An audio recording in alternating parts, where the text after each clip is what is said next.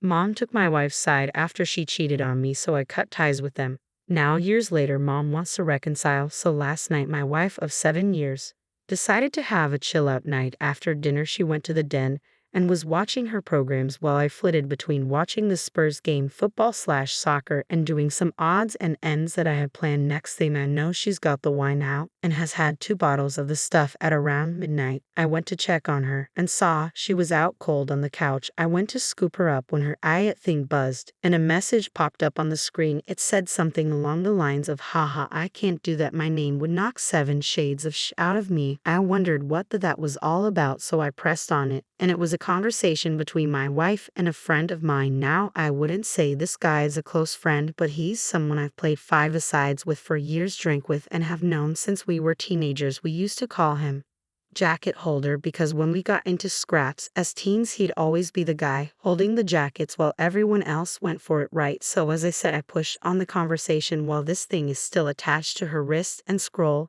up to the top, and as far as I can tell, it's him that contacts her first unless she's deleted. There's lots of flirting and winking going on, but nothing that you could outright say was cheating. Then I get to last night, and when she's drunk, she starts openly begging him for couldn't believe my eyes. I'm paraphrasing here because I can't remember the exact words, but she was saying like how much she had always wanted him, how no one would ever find out if he did want to do something. In the last one that killed me, that she was great at keeping secrets. I tried to scroll on her watch, but couldn't find any other messages, and I don't know her phone passcode. I put her in her bed and just sat in the kitchen in shock until I fell asleep, then got up for work at about 5:30. When I went to get in my work van, I just slumped down on the wheel and realized I couldn't face it, so I went back in the house, grabbed a half-drunk bottle of vodka, filled it to the top with Coke, and went on a walk down the railway line. We lived beside a lot of woodlands and a disused railway line that goes for miles, and I've walked about half the length of it. I'm sitting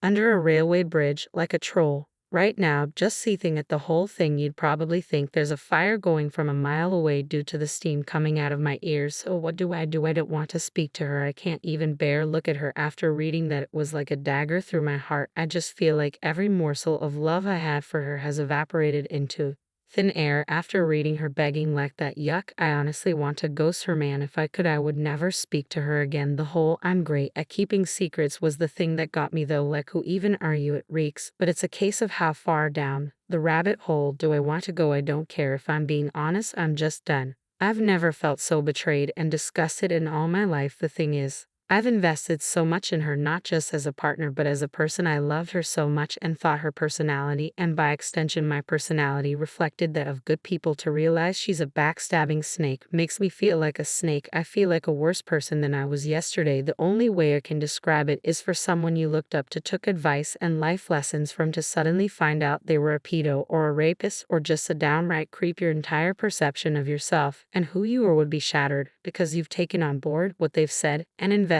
time into a creep. God, I'm rambling nonsense. I apologize. I'm lucky in that our house is owned by my parents, who 6 years ago moved to a retirement village, and we moved in. The house will be bequeathed to me when they die, but I don't and hopefully won't own it for a long time. They couldn't be bothered with the upkeep and all the problems and wanted to see out their final days in peace. So when we do divorce, my soon-to-be ex won't be getting her hands on it. So what do I do then? I'm honestly thinking of just not saying a word and throwing her right out. Also, while walking here, it went through my mind to get my mate, who's a locksmith, to quietly change the locks today. I could feed her any old garbage about something from the doors being broken. She won't care what's going on anyway as long as I'm about. Then after he's done, lock the front door and tell her to come and look at something out the back. When she comes out, run back in and lock the door behind me. That sounds childish, as doesn't it? Act seriously, though I don't know what I'm going to do. I'm staring at a bottle right now, and my life feels like it has been ripped apart at the seams. As for that prick so-called friend of mine,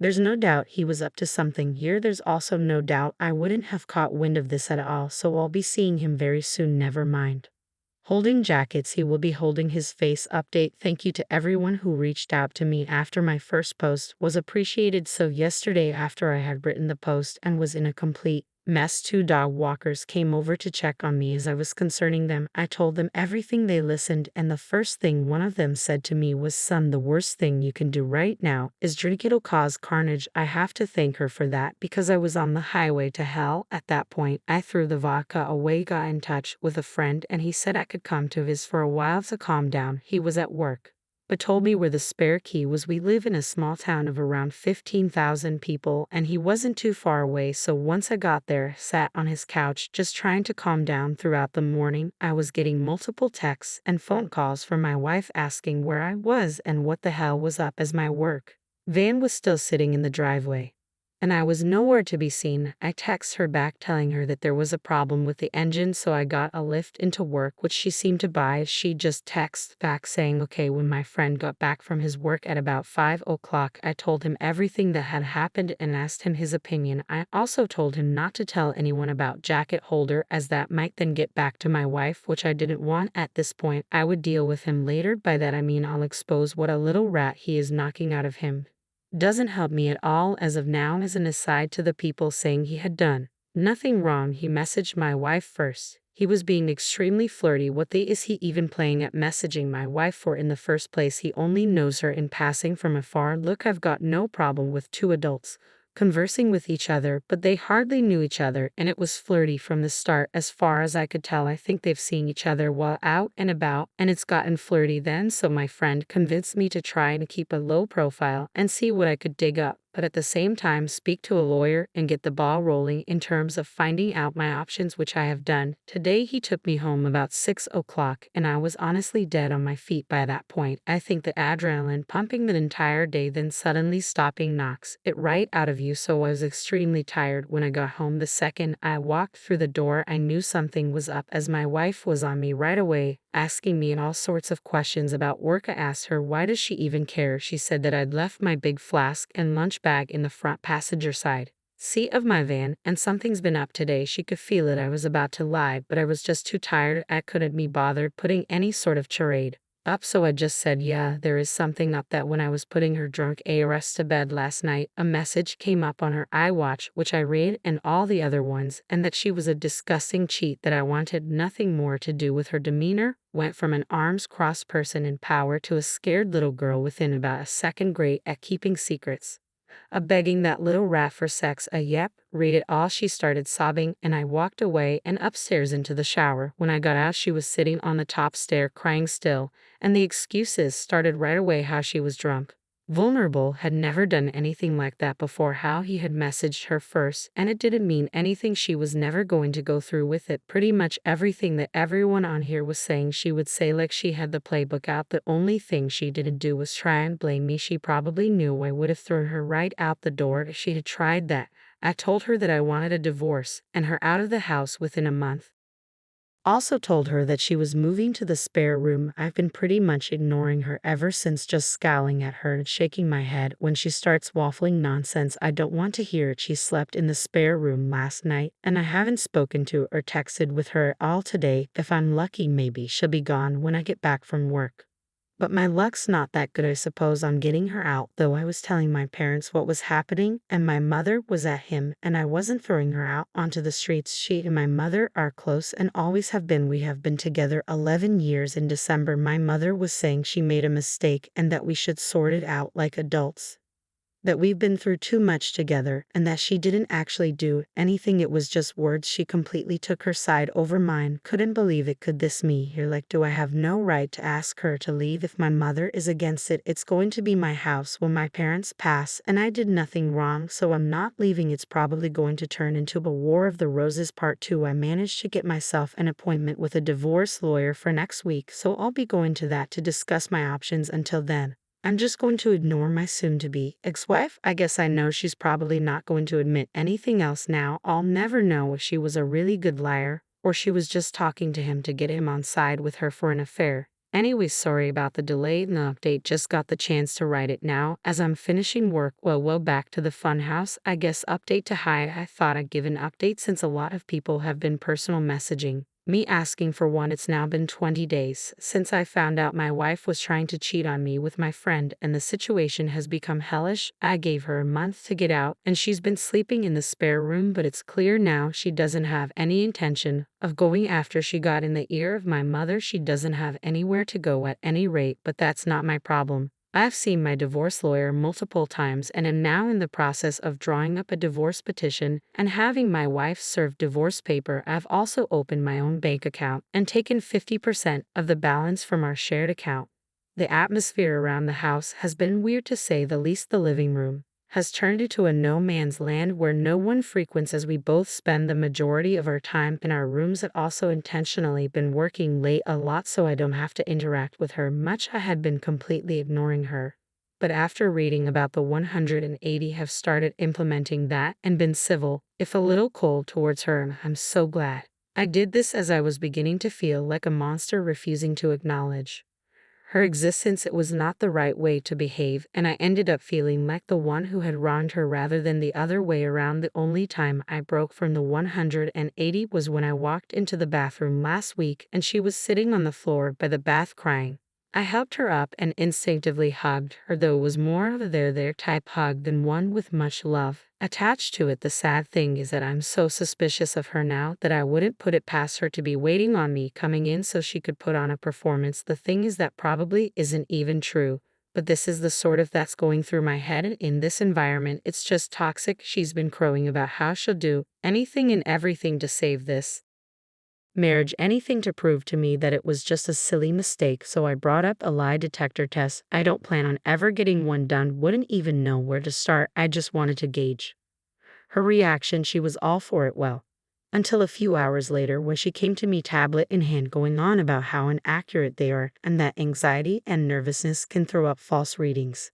And with her and her anxiety disorder and all, I just laughed. Wasn't even a normal chuckle either. It started as a bit of a cackle and ended in a childish giggle. It appears she would do everything to save this marriage. Well, everything except take a lie detector test. That is him. It doesn't even matter. Anyway, I meant what I said in my original post. Every morsel of love I had for her dissipated into the atmosphere. After I read her say those horrible things, I don't see her as my true love anymore, the person I could tell anything to and would trust with my life. I just see trash that needs to be taken out before it stinks the place up. Jacket holder has been the talk of the town since I exposed him to our friend group a few weeks back. It's safe to say he has no friends left among us and has been completely ostracized. I tried phoning him a few times, but he refused to answer, then blocked my number. That little rat. I hope it was worth it. I've spoken to my mother multiple times about this, and during a heated argument asked her why she was taking my wife's side. Like, was there something she wasn't telling me here? What was she expecting us to live like roommates, go on like nothing happened? It's ridiculous. She said she has always seen my wife as the daughter she never had but always wanted.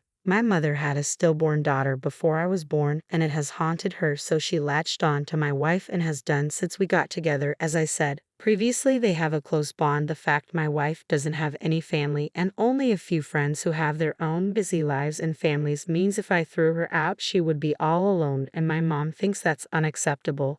Especially during a pandemic, she tried to get me to come to a compromise, saying that in 3 or 4 months we should look at it again and see where we are mentally, and is pushing me to try couples counseling before I throw in the towel. I'm not doing that. The thought of being in the same house as my wife over Christmas makes me feel ill. She'll want to do it right, as she does every year, and it'll be a complete show. My dad, God love him, has never been much of a talker, never up nor down, just always there. He's a quiet, proud, but timid man, and my mother's word has always been the one that matters in our house. People on here have been telling me that I am selfish and spoiled, as it's not my house and I have no right to make demands, but it's now a case of my wife or me for my parents. If worse comes to worse, I'm ready to walk out the door and never come back. This house, I have to be able to look at myself in the mirror with some semblance of self-respect, and someone has to keep their word in this debacle. If I do leave, my friend has said I can stay with him for a few weeks or so till I get myself sorted. If I do walk out that door, though I'm done with my parents, I'll never speak to them again in my life. They'll probably see it as me giving up on them, me walking away without trying to at least have a go at Fixing things first, I see it as them choosing someone who broke my heart over me. Like, what will be the logistics of this once I'm gone? Just her staying there herself, my mother and father looking after a backstabber while their flesh and blood goes off alone. A little more info on the house. My parents let us move in a year after our wedding. It was an apparent belated wedding gift. Although that was just the chatter from them at the time, they were always planning on moving out and moving us in. I've spent tens of thousands on it over the years, but that's neither here nor there. I have fantasies of leaving this all behind, going somewhere new and starting again, but I don't have anywhere else to go. I've lived in this town all my life. It's all I know. Am I being too harsh here? I'm literally ready to slingshot my parents right out of my life, but I feel so torn. Why am I the one who has to lose everything and everyone? I've tried to be good, and I always thought you make your own luck and that good things happen to good people. Maybe I'm not as good as I think I am. Maybe I deserve all I get. Update 3. Well, since this morning, I no longer call that house home. I saw on the calendar that my wife had a hospital appointment with her ophthalmologist, so knowing she would be gone for a few hours, I took that as an opportunity to get my stuff together and move out, which I have. After getting my things moved and sorted, I put the house keys on the kitchen table, along with the divorce papers I received from the divorce lawyer last week, and was on my way. I've blocked both my wife and mother's numbers, and any communication I have with my wife going forward will be done through my lawyer. In terms of my living situation, I'm staying with a friend for a week or two, but hopefully I should be in my own room. Rented place before Christmas. I haven't spoken to my parents in a few weeks. Last time we spoke was via text, and I tried to tell my mother in explicit detail the things my wife was saying during her text to jacket holder, why it hurt me so much, and why I didn't think it was her first time doing it with the whole "I'm great at keeping secrets" comment, and thus could never trust her again. My mother texts back saying she couldn't speak to me when I was like this, and she would let me cool off. She tried to phone me a few days ago, and I blanked her call, and has said a bit further up since today. Have blocked her number. I feel so let down by my parents at this point. It almost feels worse than the original betrayal for my wife. The way I'm feeling right now, I don't think I'll ever speak to them again. I think in times of strife, you look to your family to be strong for you, to be a rock and give you the wrong one support. My parents have been weak.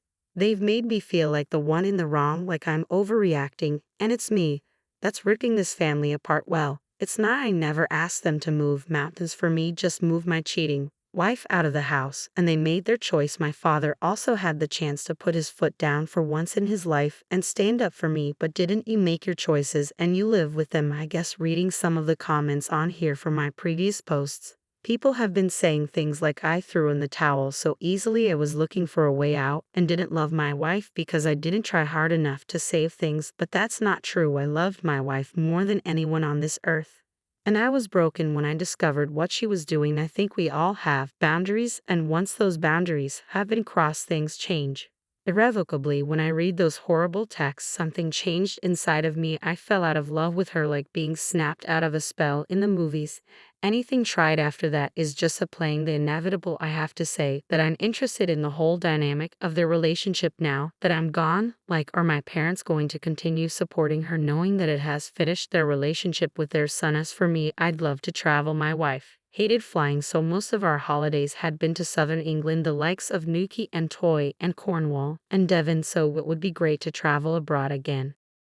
The last time I was abroad was when I was 20 for a maths holiday in Greece, so 13 years ago. I'd love to see a bit of America, so once this pandemic calms down, I've definitely got my sights on the States. Update 4. It's been over 7 months since I first posted on Reddit, and I had honestly thought that was it for me, as I didn't need any more advice. I had made my decisions and done what I said I would, but I got a phone call this morning that has dragged me back into the mirror. I have moved 15 miles away, changed my phone number, and am still in the process of divorcing my wife. She has completely ignored all the requests from my divorce lawyer to cooperate, which has hindered things. We're now in the process of putting in an application for deemed service and trying to have her served officially by the courts. If she continues to ignore, then I can proceed with a divorce without her input. Well, this morning while at work, I got a phone call from my friend telling me that my dad was trying to get in touch as my mother is not well, and would it be okay if he gave him my number. I said okay, and my dad phoned to tell me mom is in hospital. She's stable, though not great.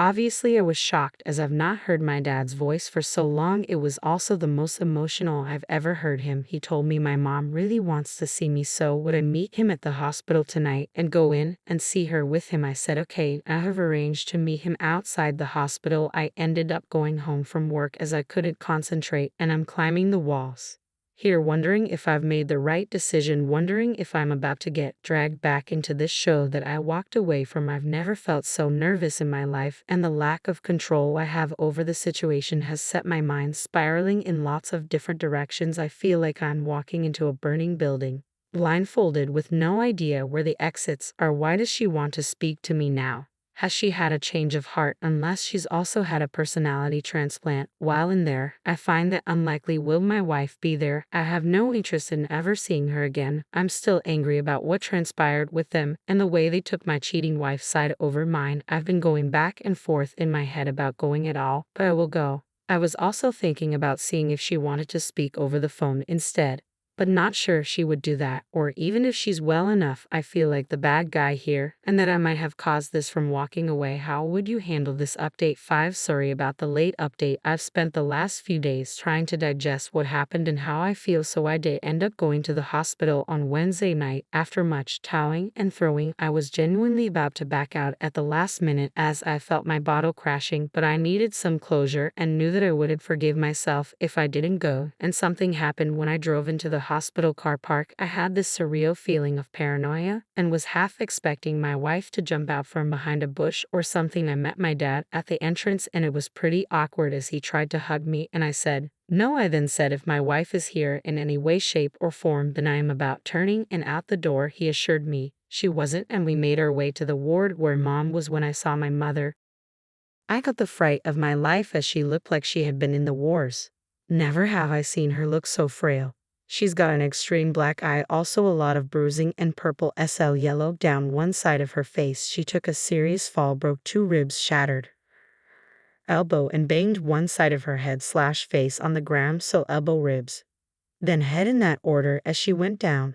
She looked zombified but perked up when she saw me. She told me how much she's missed me and that she wasn't sure she'd ever see me again. I told her she had really wanted to get a hold of me. She could have done. We spoke for a bit about what exactly had happened and how she was down for a few hours before my dad found her. Also that she was determined to get back to normal and mend bridges with me. I brought up my wife and that I had been pushing for a divorce, but she was either ignoring the letters or wasn't getting them, so I asked if she's still in the house. Mom admitted she was, and Dad started to look uncomfortable. I just looked away in disgust. Mom started saying how lost my wife is without me and that she's not in a good way. I knew then that nothing will change. She's not had an epiphany or seeing things from a new perspective. She just wants the status quo back, she said. But the house is my home and always will be. But I told her I don't want it. It means nothing to me anymore, and all it holds are bad memories. I stay for under an hour. All in all, when I left, I said if I want to get in contact, I will, but don't be waiting over the phone for me to call, as you might be waiting a while. When Dad walked me out, he asked if I would keep in touch with him, and I said I would. Whether that's right or wrong, I don't know. Time will tell. When I got home, my emotions were a bit all over the place, from sadness to anger, but I'm glad I went. Couldn't help think about my wife as well and what she once meant to me. It'll never not hurt when I think about everything that's happened in the last 7 months. It honestly doesn't feel real. The speed at which everything fell apart was just spellbinding. I know life comes at you fast, especially when you're not paying attention. And wasn't paying attention. It was just sheer luck. I found out about her trying to cheat on me. Cosmic coincidence, nothing more. I never saw the signs or put everything together. I just saw something on her watch and it tore my life apart. I know now that it wasn't the only time. I know it in my heart. I see what she is and feel no love for her, only contempt. I feel she stole the best years of my life. When I think about all the good times, they're just soared. It feels like someone else's life, not mine. My friend was saying I should see a therapist or something to try and let everything out, or else this will fundamentally change who I am and the way I build relationships going forward. That's something I'm going to do, I think, as I do feel a bit broken inside. The last 7 months have been the worst of my life. but I'd rather they happened than been kept in the dark. I'm just hurt that it happened the way it did, but you can't choose the way someone you over. I suppose you just have to learn from it. I remember reading about loyalty being the most undervalued character trait, and I see that now. It's probably because you don't really know if someone is truly loyal to you until, well, they're not. It's not something you deal with every day. But now more than ever I know how important it is. Hi, so I thought I'd post an update to my previous post, as quite a few things have happened. Update 6. Hi, so I thought I'd post an update to my previous post, as quite a few things have happened. Firstly, I'm now in the home stretch in terms of divorce for my wife. She has signed the divorce papers and sent them to my divorce lawyer, so all that's left now are the formalities. She sent me a message via my dad where she said she's sorry for not letting me move on, that she thought she could save things, but now she knows she can't and she has to move on for her own well-being. I thank her for seeing sense. She doesn't want anything in the divorce, and said she's going to move out of the house when she can get on her feet, which I'm okay with. In terms of my mother, I haven't spoken to her yet, but my dad said she's doing a lot better after getting out of the hospital and getting some normality back. I don't know how things will pan out with them, but I've said that if the house is going to be mine, then I want them to put it into my name now to give me some security. Then we can start trying to build bridges. We'll see how it goes. My biggest battles ahead are in my head and trying to get over everything that has happened. The brain is a wonderful yet frightening thing. To give you an example, I can still taste the truffles I scoffed then threw up at my grandma's house when I was like 5. I've never eaten truffles again, but I can still taste those things 30 years later when I think about it. What I'm getting at is I don't want to harbor thoughts, feelings, and opinions about everything that's happened 30 years down the road. I don't want to be one of those older people who said everything good knocked out of them by the pain of life. You often hear about those people, how they used to be good, kind of funny, but somewhere along the line they've had experiences that have forever changed them, turned them into a person they never wanted to be, and all that's left is pain. I don't want to be that person. I have to let this pain go before it consumes me. I have started therapy and spoken to a psychiatrist both over the phone and in person, and it has helped me a lot to speak candidly about everything, if only for a little while. My psychiatrist also said something to me that really struck a chord when I was moaning about how my best years were behind me. She said, "Your best years are the years you got left."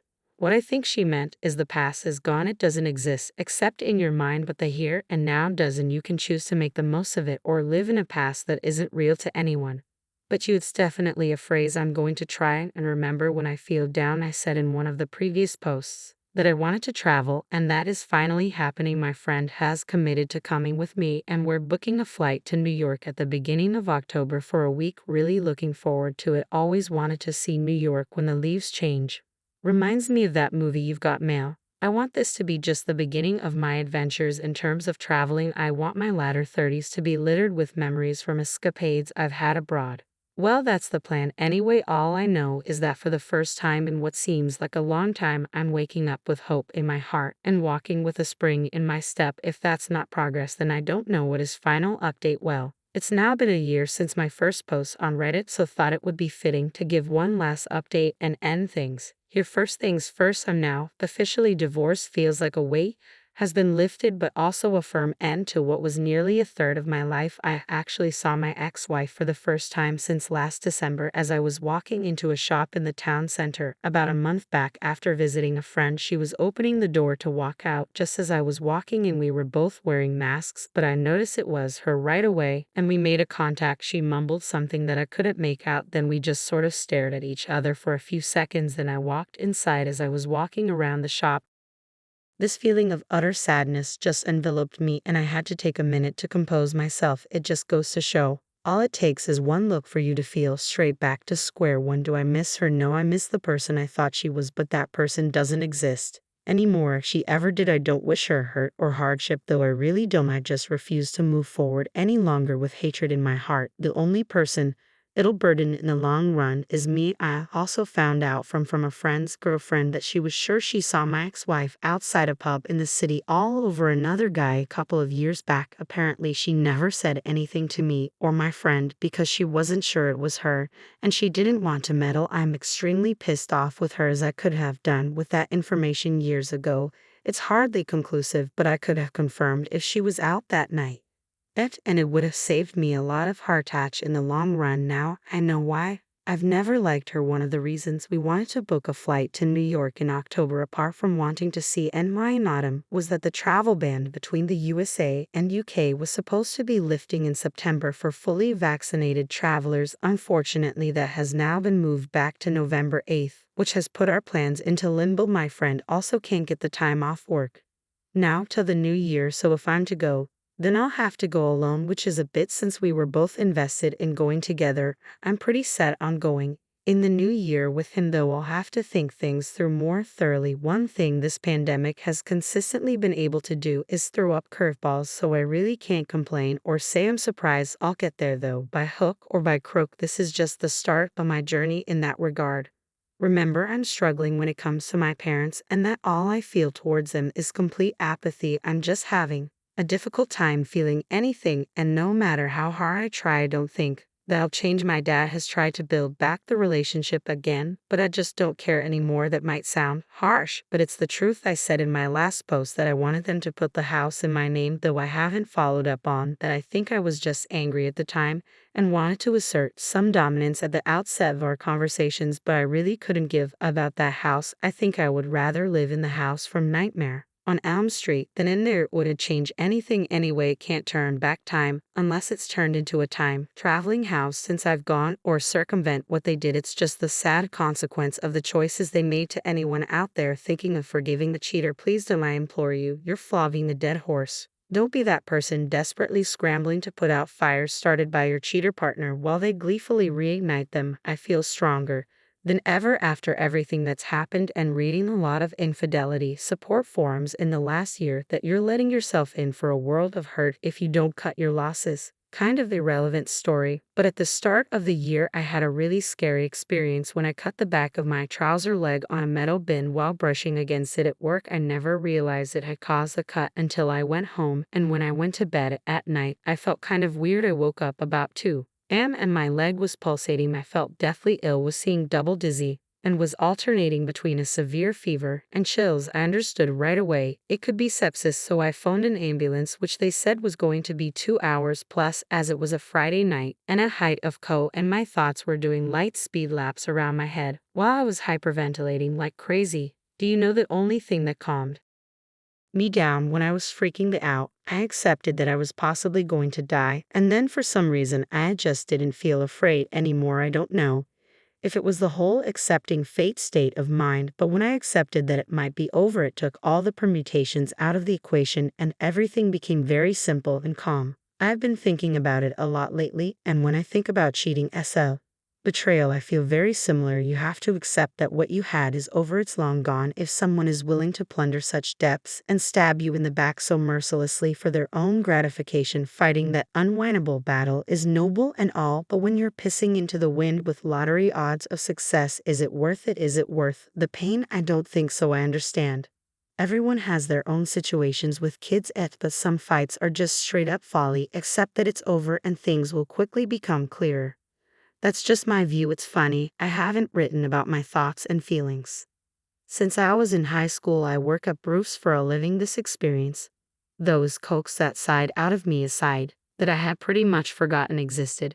If something good has come from this fiasco, it's that I'm not going to bottle things up any longer. If it's been cathartic for me to get things out there and see the bigger picture of my situation, writing things down has helped me more than I ever imagined, so it's something I'm going to continue to do, even if it's just writing to myself on a journal or notepad. I think there are instances in your life when all said and done that you can put a pin in and say things were on a knife edge that day and could have gone either way. I shudder to think what would have happened had I not reached out for help on here or seen those dog walkers. I'd likely have been blackout drunk at death's door in a ditch somewhere, or in jail for firing Darren aka jacket holder straight through his window frame after going through his house like a tornado. Honestly though, it frightens me to think where I have ended up if things had gone south. I was not in a good way, and being drunk, embarrassed, and incandescent with rage is a combination that can cause chaos whatever way you cut it. In the end, I'm just happy I made it out the other side without hurting myself or someone else. Most of my posts have been about the ins and outs of what was happening. However, I think the last few have been more about how I feel towards what has happened. Betrayal just renders